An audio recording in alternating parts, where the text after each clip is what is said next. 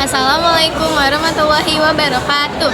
Perkenalkan, nama saya Kamilia Renata Mazaya dari kelompok 2 Sosiologi kelas 19. Hari ini saya dan kelompok saya akan menjelaskan tentang jenis-jenis lembaga sosial. Yang pertama, kita akan mengenal karakteristik lembaga sosial. A. Memiliki simbol sendiri sebagai tanda khasan atau ciri suatu lembaga. Yang kedua, memiliki tata tertib dan tradisi sebagai panutan secara tertulis dan tidak tertulis oleh anggotanya. Yang ketiga, usianya lebih lama sehingga terjadi pewarisan antar generasi. Yang keempat, memiliki ideologi atau sistem gagasan mendasar yang dimiliki bersama yang dianggap ideal oleh anggotanya. Yang kelima, memiliki alat kelengkapan untuk mewujudkan tujuan suatu lembaga. Dan yang terakhir, memiliki tingkat kekebalan atau daya tahan dan tidak akan lenyap begitu saja. Nah, masing-masing lembaga sosial dibentuk atas dasar fungsi dan tujuan yang berbeda antara satu lembaga dengan lembaga lainnya. Maka nama saya Gilian Alvina Bunarto. Saya di sini akan menjelaskan tentang lembaga keluarga. Keluarga disebut lembaga karena dalam keluarga terdapat aturan-aturan yang harus dipatuhi oleh seluruh anggota. Misalnya aturan melarangkan pulang malam bagi semua anak-anak. Secara pengertian, keluarga adalah satuan masyarakat yang terkecil. Di bawah ini adalah beberapa fungsi dari lembaga keluarga.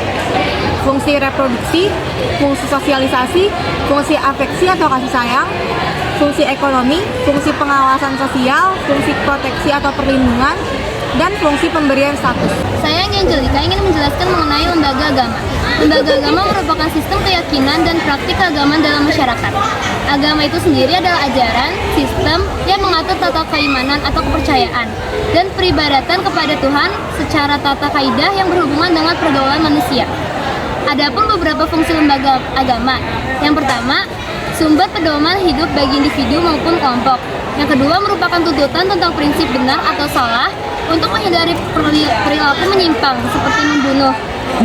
Yang ketiga, pedoman perasaan keyakinan atau confidence. Siapapun yang berbuat baik maka akan mendapat pahala dari Tuhan. Yang keempat adalah pedoman keberadaan. Keberadaan alam semesta dengan segala isinya termasuk di dalam manusia harus disikapi dengan rasa syukur dan ikhlas. Yang kelima adalah pengungkapan keindahan atau estetika. Manusia yang suka akan keindahan dapat mengekspresikan rasa estetika dengan membangun rumah ibadah dan hal-hal yang berkaitan dengan kepercayaan. Dan yang terakhir adalah memberikan identitas kepada manusia sebagai bagian dari suatu agama, misal sebagai umat Islam, Kristen, Buddha, Konghucu, dan Hindu. Saya Ayu Azra Putri Mediati akan menjelaskan tentang lembaga ekonomi. Lembaga ekonomi didirikan untuk mengatur kegiatan ekonomi di masyarakat meliputi produksi, distribusi, dan juga konsumsi. Kegiatan ekonomi diantaranya perdagangan, ketenaga kerjaan, dan juga transaksi jual beli. Contoh dari lembaga ekonomi adalah Badan Usaha Milik Negara atau BUMN, Badan Usaha Milik Swasta atau BUMS, dan juga perusahaan. Untuk lebih jelasnya, kita akan menjelaskan beberapa fungsi dari lembaga ekonomi seperti berikut. Yang pertama, lembaga ekonomi memberi pedoman pertukaran barang. Yang kedua, lembaga ekonomi memberi pedoman tentang ketenaga kerjaan. Yang ketiga, lembaga ekonomi memberi pedoman tentang cara mendapatkan barang atau bahan baku. Dan yang terakhir, lembaga ekonomi memberi pedoman tentang harga jual barang di pasar. Baik, saya Jibril Ibnu akan menjelaskan tentang lembaga pendidikan. Lembaga pendidikan adalah lembaga yang bertanggung jawab atas terselenggarakannya pendidikan di masyarakat.